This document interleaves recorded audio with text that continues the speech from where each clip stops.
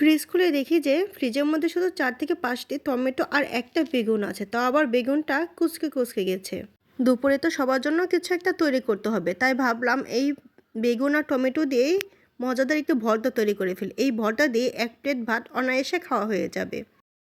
প্রথমে টমেটো আর বেগুনটা পরিষ্কার করে ধুয়ে নিব।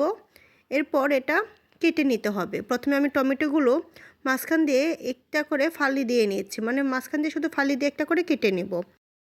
আর এই ভর্তাটা একবার যে খাবে গ্যারান্টি দিয়ে বলছি তার মুখে লেগে থাকবে, এতটাই মজা হয় এই ভর্তাটা। গরম গরম ভাতের সাথে খেতে দারুণ মজা লাগে। টমেটোগুলো কিন্তু আমার কেটে নেওয়া হয়ে গিয়েছে, তো এখন বেগুনটাও মাঝখান দিয়ে ফালি দিয়ে কেটে নেব।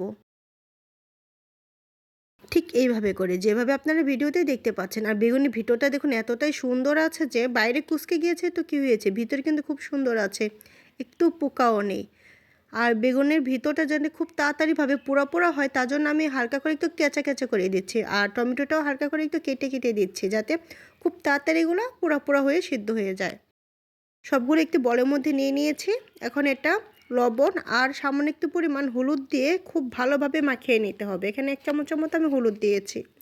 খুব ভালোভাবে এটা মাখিয়ে নেব। পুরো মশলাটা যেন এই বেগুন আর টমেটোর গায়ে সুন্দরভাবে মিশে যায়। ব্যাস, এটা তো মাখিয়ে নেওয়ার কাজ শেষ। এখন চুলায় প্যান বসিয়ে দিব আর দিয়ে দিব সরিষার তেল। আর অবশ্যই সরিষার তেলই কিন্তু দিতে হবে। তারপরে বেগুন আর টমেটোটা এই সরিষার তেলের মধ্যে খুব ভালোভাবে একদম পোড়া পোড়া করে ভেজে নিতে হবে। তো আমি সবগুলো বেগুন টমেটো এর মধ্যে দিয়ে দিলাম। তো এটা ভাজা হতে হতে আমি এইদিকে পেঁয়াজ কেটে নেব। আর এর ভর্তার মধ্যে যত বেশি পেঁয়াজ, শুকনো মরিচ আর রসুন দেওয়া হবে তত বেশি এটা খেতে মজা হবে। আমি এখানে 5টি পেঁয়াজ নিয়েছি, তো আবার বড় বড় সাইজের। তো পেঁয়াজের খোসাটা প্রথমে ফেলে পরিষ্কার করে ধুয়ে নেব। এরপর এটা একদম কুচি কুচি করে কেটে নেব। সবগুলো পেঁয়াজ কিন্তু আমার কুচি করে কেটে নেওয়া হয়ে গিয়েছে। এখন আমি একটি বড় সাইজের রসুন নেব। এই রসুনের কোয়াগুলো এখন বের করে নেব। আর এইদিকে কিন্তু টমেটো আর বেগুনটা এক সাইড হয়ে গিয়েছে, তার জন্য আমি এটা উল্টে দিচ্ছি। উল্টে দিয়ে অপর সাইডটাও ঠিক এই একই রকম করে পোড়া পোড়া করে ভেজে নেব। এগুলো ভেজে নেওয়া হয়ে গিয়েছে, তো এখন এই সবগুলো নামিয়ে নেব। এই ভর্তাটা খেতে এতটাই মজা হয় যে গরম ভাত আর সকালবেলা যদি পান্তা ভাত থাকে পান্তা ভাতের সাথেও খেতে কিন্তু খুব মজা লাগে। এখন এই একই তেলের মধ্যে আমি 7 থেকে 8টি শুকনো মরিচ দিয়ে খুব ভালো করে এটা ভেজে নেব। শুকনো মরিচটা কিন্তু পোড়া পোড়া করেই ভেজে নিতে হবে, লাল লাল করে, একদম কালো কালো পোড়া পোড়া করে উঠিয়ে নিলাম। এখন এই তেলের মধ্যে আবার দিয়ে দেব রসুন আর 1 মুঠো ভরে পেঁয়াজ। তো রসুন আর পেঁয়াজটা এখন ভেজে নিতে হবে। রসুন পেঁয়াজটা কিন্তু একদম লাল লাল করেই ভেজে নিতে হবে। এগুলো কিন্তু প্রায় ভাজা হয়ে গিয়েছে। এইরকম কালার হয়ে আসলে তারপর এগুলো নামিয়ে নিতে হবে।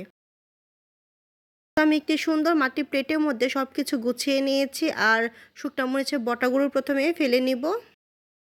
সামান্য একটু পরিমাণ লবণ দিয়ে খুব ভালোভাবে চটকে চটকে শুকনো মরিচটা মিহি করে নিতে হবে, মানে একদম চটকে চটকে নিতে হবে। এরপর রসুনটাও হালকা আধা ভাঙা করে চটকে নিতে হবে। রসুনটা কিন্তু একদম গলিয়ে ফেলা যাবে না, আধা ভাঙা রাখতে হবে। তারপর ভেজে রাখা পেঁয়াজটার সাথে এটা খুব ভালোভাবে সবগুলো আবারও মিশিয়ে নিতে হবে।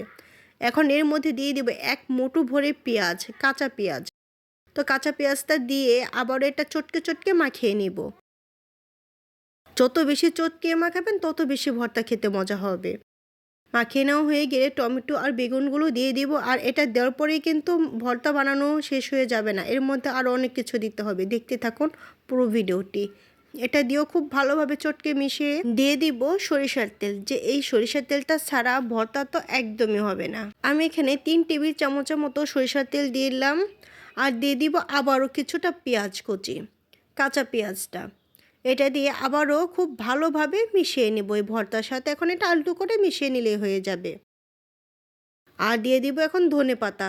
আমার কাছে ফ্রোজেন ধনেপাতাটা ছিল তার জন্য আমি ওটা দিয়ে দিলাম। আপনাদের কাছে যদি টাটকা টাটকা ধনেপাতা থাকে তাহলে সেটা দিবেন, খেতে আরও বেশি মজা হবে। খুব ভালোভাবে আবারও মিশিয়ে নিচ্ছি। এই তো তৈরি হয়ে গিয়েছে কিন্তু ভর্তা। আবারও বলছি গরম গরম ভাতের সাথে কিন্তু সেই রকম লাগে এই ভর্তা। আর যদি সকালে পান্তা ভাতের সাথেও খেতে দারুণ মজা লাগে।